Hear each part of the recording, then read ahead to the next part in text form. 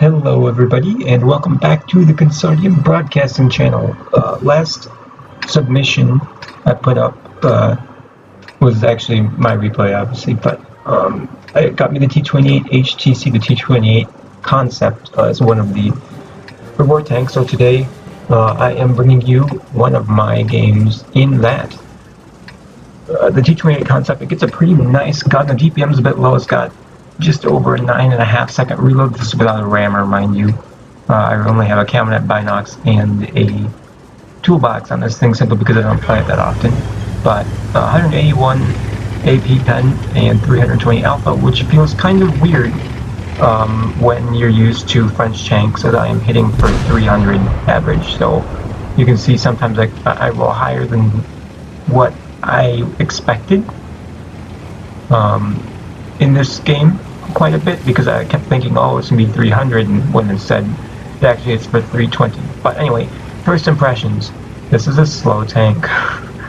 It hits its top speed here pretty decently, about 29 kilometers an hour, but whoa, does it feel slow. At this point I think I decide, screw it, we're not going to take the long way around.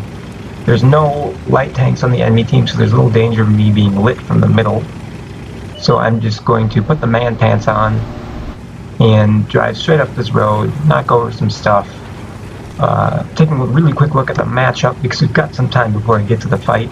It's a tier 7 match, only one artillery and it's tier 5, and only one tier 7 enemy heavy tank. So really good matchmaking for us. There isn't a lot that can straight up pen the armor, because this thing has a considerable amount of armor on the front to make up for its horrible speed. Unlike French tanks, just because it is slow doesn't mean that it has no armor. Anyway, you can see our OI experimental is getting torn apart by KV1 and something. As we finally got to the fight, the M4 improved is still sniffing around. Unlike a lot of American tanks, this thing doesn't have the best gun depression, so I just kind of snap a shot off. Didn't really expect that one to go in, but it's quickly 3-0, 3-1 now, and here's a KV1. And even though he's angled, we are easily able to go through his armor. We can use this wreck of the OI experimental against the T3485, angle our armor a little bit, and bounce the KV1 shot. I didn't actually expect this shot to kill him, but it's not a very high roll for this gun. I keep thinking it hit for 300, and I thought I'd do 2 shots for him, but pleasantly surprised. We can move up on this T3485, take our first hit of damage. One goes into our track, and takes out our gunner. And the T3485 took out our main gun, so get both of them back in action and plant a meaty shot into this Chi-Ri. 370 damage. Boy, I was not expecting that. But anyway, he's out of commission, at least for the time being. I think he's got an autoloader, so he'll probably be reloading. So I decided it's time to move up, nail the T3485. This is where I really wished I was like a T25 or something, because this T29 is paying no attention to me. So, go for the tracking shot. 360 damage. Ooh, is this nice? He's aiming at us. I'm trying to keep him from hitting the weak spots, little side mini charts, if you will. Those are the weak spots in this tank. But as it is, he just hits our tracks, and we're able to put another shot into him. And we're going to reload just too slow to catch this guy. So, switch targets, find the M6, go for the tracking shot there, but it doesn't. Go home and now. SU-85 comes with a whole bunch of tanks, but they're all in front of us, so we can continue picking them apart at our leisure. Another shot in the SU-85, tracking shot from the M6, and now I've got a Cromwell problem. This guy rammed me for 82 additional damage to him, not me, and he's got me tracked. I've already used my repair kit, and I'm kind of in trouble. He is tracking me repeatedly, and this Panther on our team is no help. He's not even looking the right way. This M6 is continually tracking me as well. The Panther is still looking the wrong way. This is not good. This is not good at all. And I'm saying, Panther, help! Another shot off the Cromwell.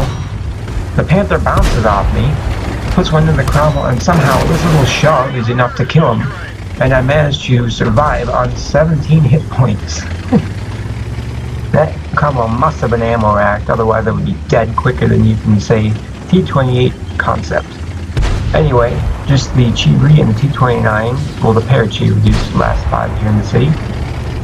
But I'm still feeling pretty bold, and if you want any cleanup damage in this tank, you gotta play aggressively. So there's one of the Chi. Not really sure what he's doing, but he's just sitting there getting picked apart. So can poke our front a little bit, bounce another shot, and allow our Panther friend to take him out.